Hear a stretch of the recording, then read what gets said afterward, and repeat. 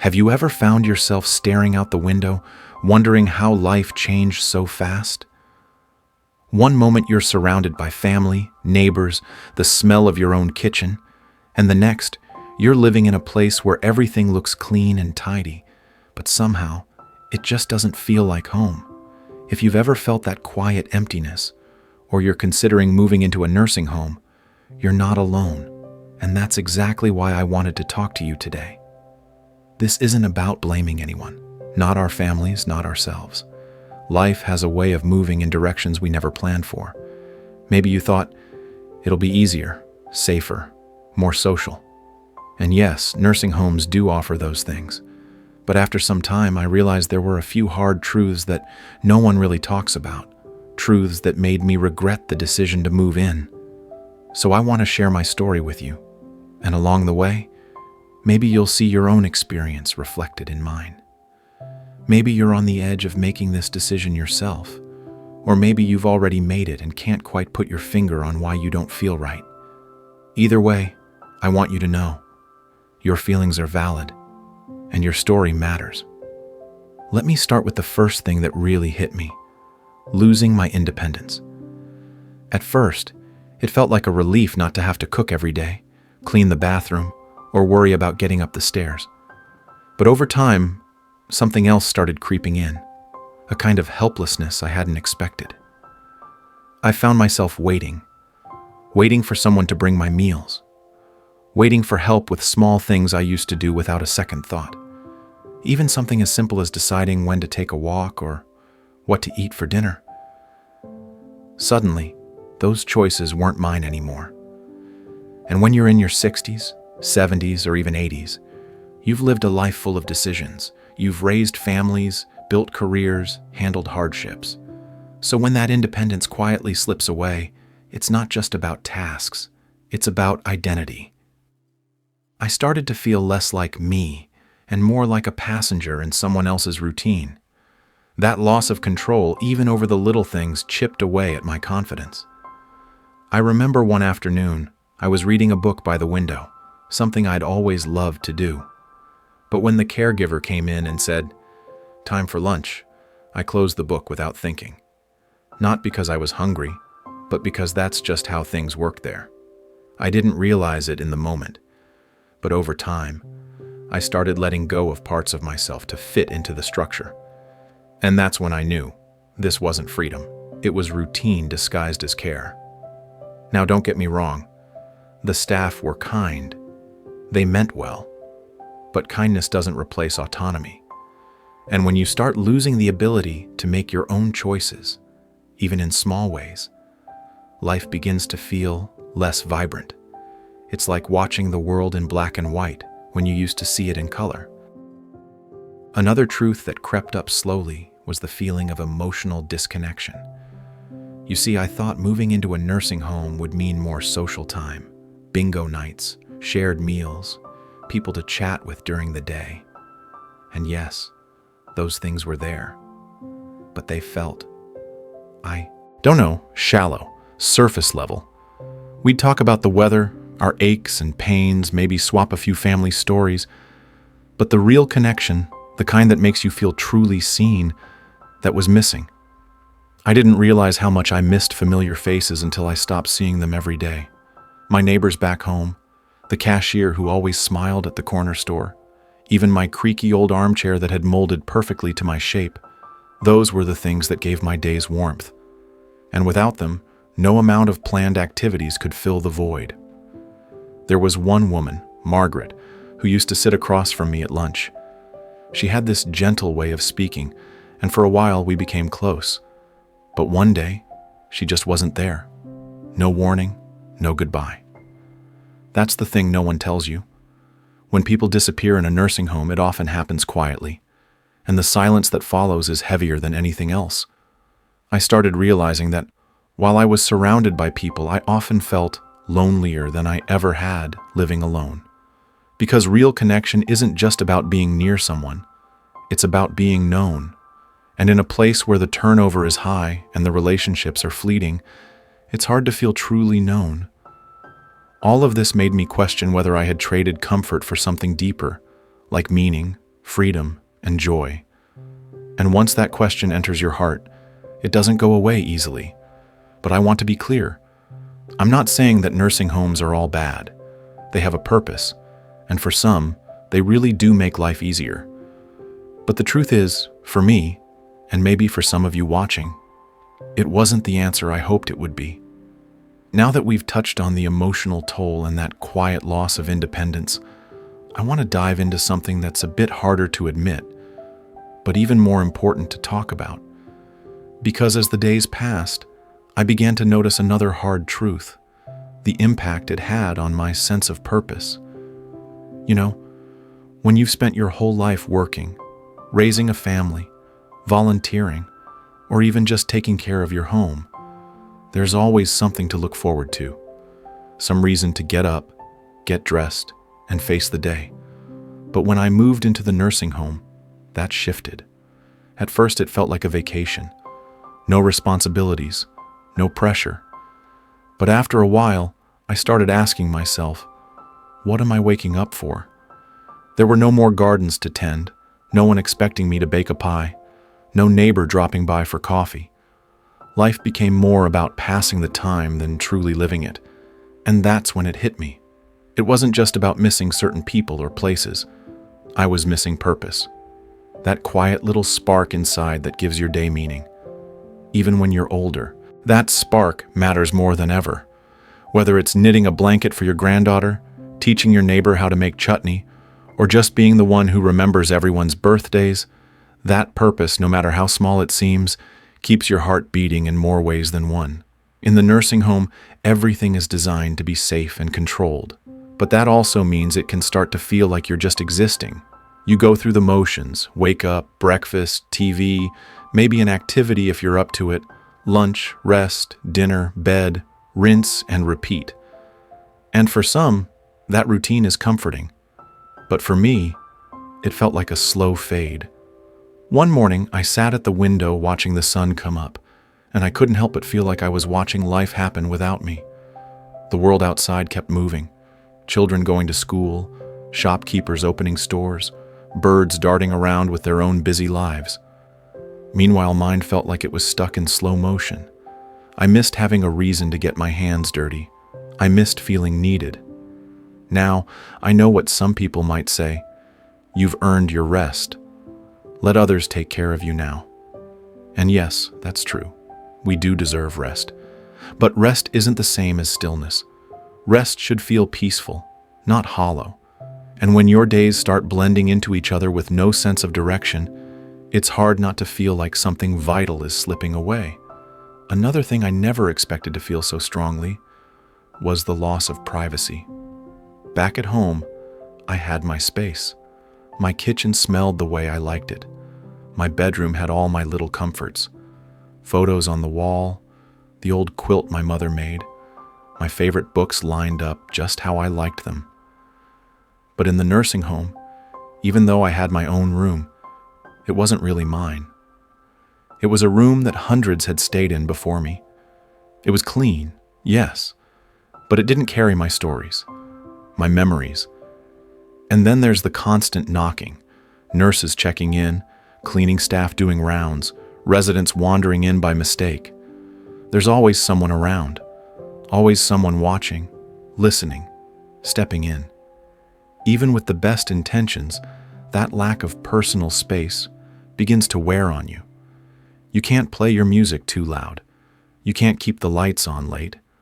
Sometimes you even have to wait to use the bathroom because someone else needs help first. It's those small things, the ones we barely notice when we have them, that mean the most when they're gone. Like making tea at midnight because you just feel like it, or walking barefoot to the fridge for a late-night snack, or even just sitting in silence without feeling like someone is monitoring your every move. Those freedoms are part of what makes us feel human, not just cared for, but alive. One day I tried to hang up a photo collage I had made of my grandchildren, but the staff told me I needed approval to use the adhesive hooks on the walls. I just stood there, holding those little smiling faces, wondering why something so simple had to be so complicated. That's the thing about losing privacy and control. It's not always about big moments. It's the tiny things that slowly wear away your sense of self. I remember talking to another resident, George. He was sharp as a tack, loved chess, read the newspaper every morning. One day he told me, "I feel like I'm being kept safe, but not really living. Like I'm wrapped in bubble wrap, but missing the sunshine." That stuck with me. Because safety is important, of course. But safety without joy, without choice, without individuality, that isn't really living, is it? And here's the other hard truth I never saw coming. The way being in a nursing home changed how others saw me. Friends started visiting less often. Phone calls got shorter. Some even stopped altogether. Maybe they thought I was too tired or too busy, or maybe they just didn't know what to say anymore. But the result was the same. I started to feel invisible.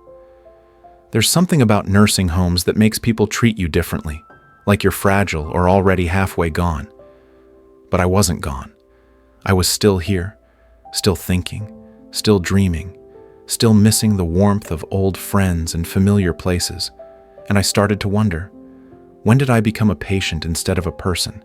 That shift in how people see you, it sneaks in. And once it does, you start to question your own worth. It's like being put on a shelf, still present, still capable in many ways, but no longer part of the living rhythm of the world. All of these experiences, the emotional distance, the loss of purpose, the missing privacy, and the slow erosion of identity began to pile up. Not in dramatic, explosive ways, but in small, steady waves. And the regret? It didn't come all at once. It came quietly, like a soft whisper at night when you're lying awake, wondering if you made the right choice. That whisper kept growing louder. And no matter how many friendly smiles I saw in the hallway, no matter how many puzzles I completed or games of cards I played, I couldn't shake that feeling deep down. Like I had quietly stepped out of my own life and into someone else's version of what aging gracefully is supposed to look like. I began to reflect on all the little ways my life had changed since I moved in. Some things were easier, yes. Meals were ready. I didn't have to worry about climbing stairs. And if something hurt, someone was there within minutes. But at what cost? I missed the sound of my own kettle boiling in the morning. I missed seeing my neighbors sweeping their porches and waving hello. I missed waking up and deciding, on my own terms, what my day would look like. And that brings me to perhaps the most difficult truth to talk about, the sense of being disconnected from the outside world. When you live in a nursing home, the outside world starts to feel far away. You see it on TV. You hear about it in bits and pieces from visitors. But it's no longer part of your daily rhythm. There are no errands to run, no little walks to the local shop, no spontaneous chats with the postman. It's like living behind an invisible wall. The world keeps spinning, but you feel like you're standing still. I remember one day, I wanted to buy a birthday card for my daughter. Something simple, with words that felt just right. But there was no store to browse, no shelf to run my fingers along, no shopkeeper to smile and nod as I took my time. Instead, I had to ask a staff member to bring me one from the gift cart they rolled around once a week. It felt like asking permission to care. Something as personal as choosing a card had become a process, one more step removed from living. And I think that's when it really clicked for me. That's what I'd been mourning all along. Not just independence or space or privacy, but the texture of everyday life, the freedom to act on impulse, the chance to be part of small, ordinary moments that make you feel human, things that seem simple on the surface, but add up to a life that feels full and meaningful. If you're watching this right now, and you're considering a move into a nursing home, or helping a loved one make that decision, I want to say this clearly. Don't let fear make the decision for you, because fear is a loud voice when you're getting older. Fear of falling, fear of being alone, fear of becoming a burden, and nursing homes, well, they promise a solution to all of that. Safety, support, company. But here's what I learned the hard way. Safety doesn't always equal happiness, and comfort doesn't always equal connection. You can be surrounded by people and still feel deeply alone. You can be well-fed, bathed, and medicated, and still feel like something inside you is slowly fading. What we don't talk about enough is that there are other ways, other paths. Aging doesn't have to mean handing over your life to a system.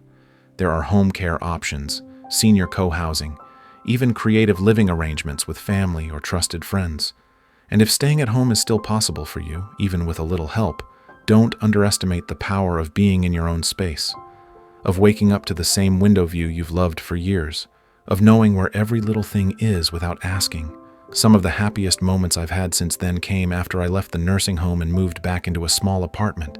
Nothing fancy, just a cozy place I could call my own. I hired a part-time helper a few days a week, but the rest? That was mine. I cooked simple meals. I listened to my favorite radio shows. I tended to a few plants on the windowsill. And little by little, I started to feel like myself again. It wasn't perfect. There were hard days, but they were my days. And that made all the difference. If you're already in a nursing home and feel some of what I've described, please know you're not alone. You're not ungrateful. You're not imagining things. Your feelings are real, and they matter. And it's never too late to make a change. Maybe you can speak with your family about alternatives. Maybe you can get involved in something meaningful, even from within those walls. Advocate, create, share your story. That alone can bring back a sense of purpose. And if you're someone helping an older loved one decide where to live, I gently ask, please listen closely to what they're really saying, not just about their needs, but about their life, about who they are. Because behind every wrinkle, every ache, every soft voice is someone who still wants to feel free, still wants to feel useful, still wants to feel seen. That's all we really want, isn't it? Not just to be safe, but to be alive, in every sense of the word. So if you've been feeling that same quiet regret, that ache in your chest you can't quite explain, know this: it's okay. There's no shame in changing your mind, no shame in wanting more. More life, more laughter, more of you in your own story. And that's the truth I came to realize. It's never too late to take life back. No matter your age, your health, or your situation, you still have the right to live with dignity, choice, and joy. Not just to survive another day, but to fill it with little moments that feel yours. I know how hard it can be. Change takes courage, especially when everyone around you is telling you what's best or safer or easier. But deep down, you know what matters most. You know when something isn't sitting right in your soul, and that's worth listening to. When I finally made the decision to leave the nursing home, it wasn't because everything was terrible. The staff were kind. The building was clean. The food was okay. But I felt like a guest in someone else's version of my life, and I missed being me. I missed deciding what to eat for dinner. I missed the sound of the rain hitting my own roof. I missed calling my neighbor just to chat about nothing. So I started asking questions. I talked to my daughter. We looked at senior apartment options, home care programs, and ways to budget it all. It wasn't easy. It wasn't instant. But the moment I moved back into a place that felt like home, truly home, I could breathe again. Not just air, but life. You see, independence isn't about doing everything alone. It's about having the freedom to choose what you want. That might mean accepting help, yes, but on your terms. It might mean living smaller but with more peace, or living slower but with more heart. And if you're watching this, nodding along, maybe you felt that tug too, that whisper that says, there has to be more than this. Let that voice guide you. You've spent your whole life caring for others, building homes, showing up for everyone else. It's okay to choose yourself now, not out of selfishness, but out of love, for the life you still have left to live. Sometimes people say, you're too old to start over. But I don't believe that. I've seen people in their 70s, 80s, even 90s pick up a paintbrush, start a garden, join a book club, or learn how to use the internet just to talk to their grandchildren. That spark of curiosity, of joy, it doesn't disappear with age. It just needs space to breathe. And maybe that's the most important thing I can leave you with today. You're not done yet. Your story isn't over. There are still sunrises you haven't watched, jokes you haven't laughed at, people you haven't met, meals you haven't cooked. There is still so much life left in you. You don't need to settle for good enough. You don't have to accept a quiet fading into the background. You deserve to be seen, to be heard, and to live boldly, right here, right now.